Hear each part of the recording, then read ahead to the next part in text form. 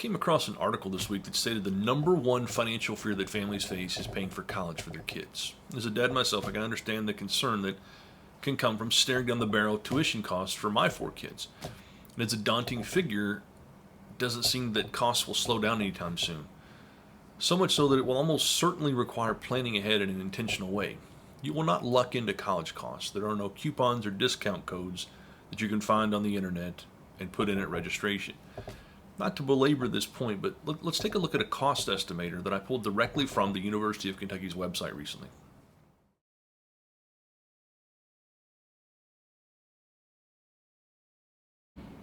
Tuition shown in that slide is for 1 year priced at the rate of the school year that just ended at $15,718 in today's money. Now, according to the National Center for Educational Statistics, the average public universities increased 28% since 2009. This math works out for my family because we have a 6-year-old that would be entering college in 12 years. So in 12 years, if we see the same type of increases we've seen over the past 12 years, then his freshman year of college will cost $20,119.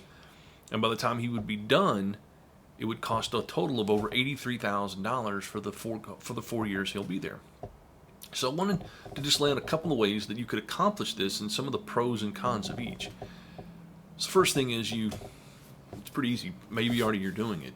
Do nothing until your kid's ready to go to school and then let them borrow on their own or a combination of you borrowing with parent loans. This will take that $83,000 price tag and increase it to over $100,000.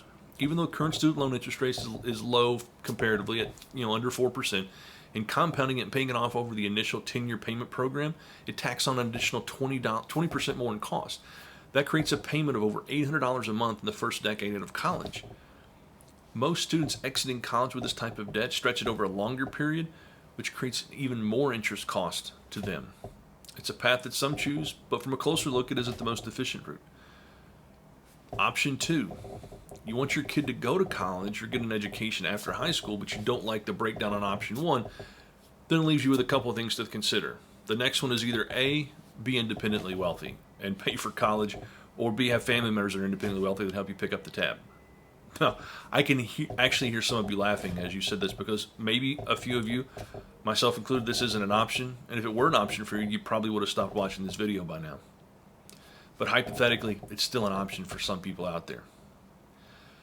So what's more realistic? The last option brings us to our third option, making sure that our kids can get that education that we want them to have, is we plan ahead and we save toward this as we know it's coming.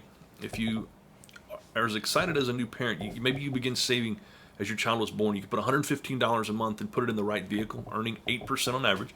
You'd be able to pay for your kids' college without creating this crushing wave of debt over your child's head as they enter adulthood. And from a numbers perspective, I want you to compare this option to option 1 that we talked about before, borrowing the tuition money and paying it back after the fact. You and or your child will end up paying over $100,000 for that same degree versus planning ahead and allowing your money to work for you. The total cost out of pocket, under $25,000. That's obtaining the same thing but spending 1/4 of the cost on it. That's pretty smart.